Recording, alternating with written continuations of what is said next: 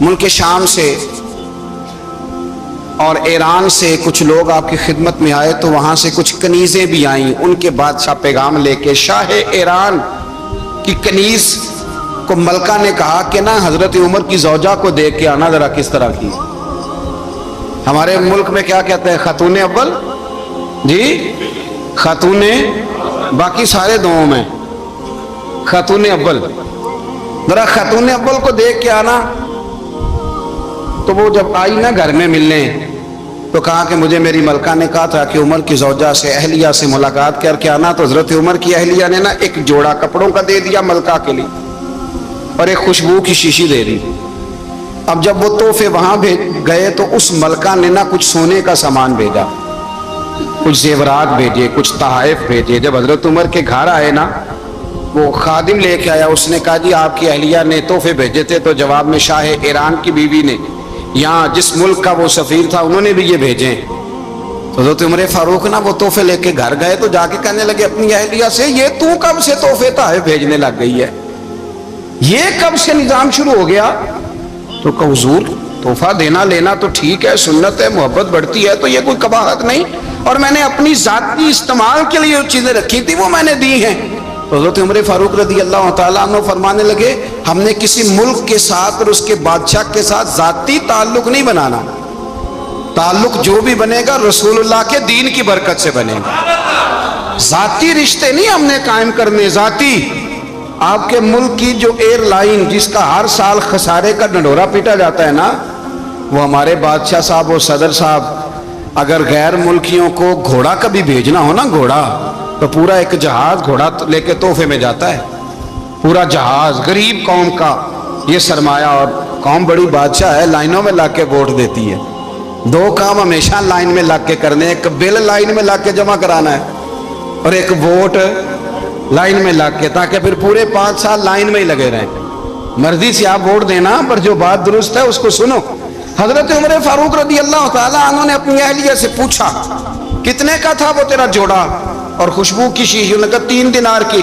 فرمایا یہ 3 دینار تیرے اور باقی جو تحفے آئے ہیں وہ تو خود کہہ، کیونکہ اس نے تیرے نام بھیجے ہیں، تو کہہ کہ میں مال غنیمت میں دیتی ہوں، تو کہہ میں مسلمانوں کو کہہ۔ تو زوجہ ہنس پڑی، کہنے لگی میں نہ بھی کہوں تو مجھے کہنا تو پڑے گا ہی، کہنا تو میں نے ہے ہی، کیونکہ سامنے عمر فاروق ہے، لہذا فرمایا کہہ دیتی ہوں میں نے دیا خزانے کو۔ حضرت عمر نے جمع کرا لیا۔ بھائی یہ کیا بات ہوئی؟ میرے گھر والے جو مرضی کریں، ان کا معیار زندگی جس طرح کا مرضی ہو۔ اور حضرت عمر ایک جملہ کہا کرتے تھے، اللہ کرے کہ یہ باتیں اس دور حاضر میں ہماری سمجھ میں آئیں۔ حضرت عمر فاروق رضی اللہ تعالیٰ عنہ اپنے بچوں کو فرمایا کرتے تھے کہ بہت آدمی کو بھوک لگی ہو نا، اور پھر اس کی پسند کا کھانا پکا ہو، تو اتنے شوق سے وہ اس کھانے کو دیکھتا ہے نا، فرمایا اس طرح پوری قوم اپنے بادشاہوں کے خاندان کو دیکھتی ہے، اس تیزی کے ساتھ دیکھتے ہیں کہ ان کے گھر میں کیا ہو رہا، ان کا معیار زندگی کیا ہے، ان کا سٹیٹس کیا ہے۔ سیدنا فاروق اعظم رضی اللہ تعالی عنہ نے اپنے گھر کے اندر اپنے بچوں، آپ کے بچے دونوں کاروبار کے لیے مصر گئے،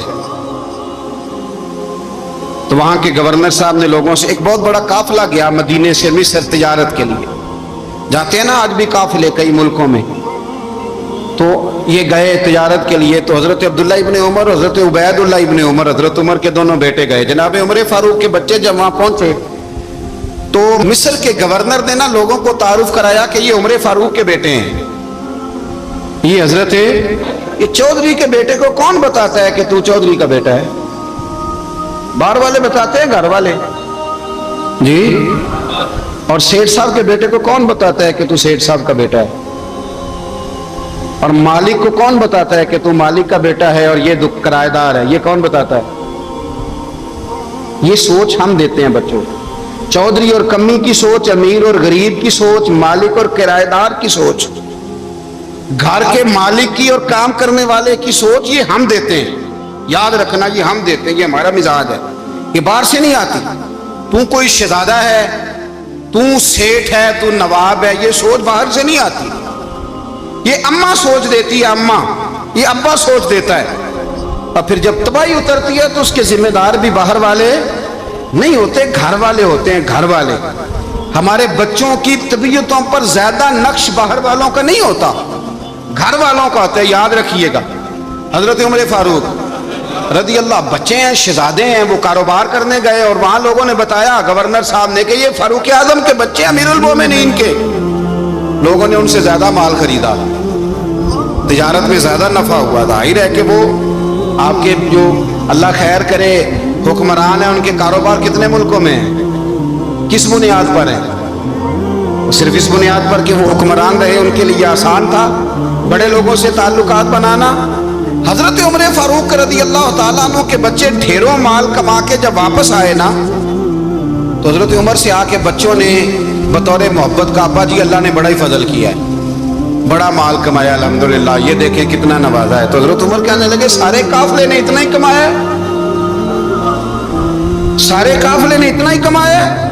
حضور نہیں، سارے قافلے نے اتنا نہیں کمایا، سب کو اتنا نہیں ملا.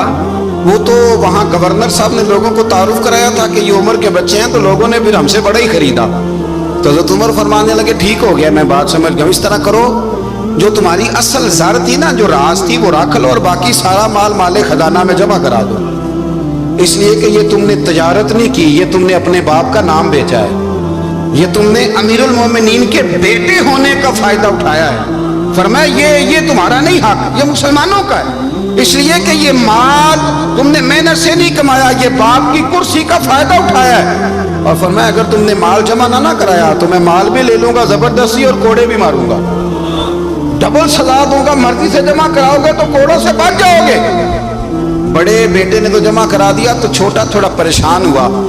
تو حضرت عبداللہ ابن عمر چھوٹے کا ماتھا چوم کے کہنے لگے بیٹے چپ کر کے جمع کرا، یہاں بھی فخر کر کے ہم عمر کے بیٹے ہیں اور قیامت میں بھی فخر کریں گے کہ ہم فاروق اعظم کے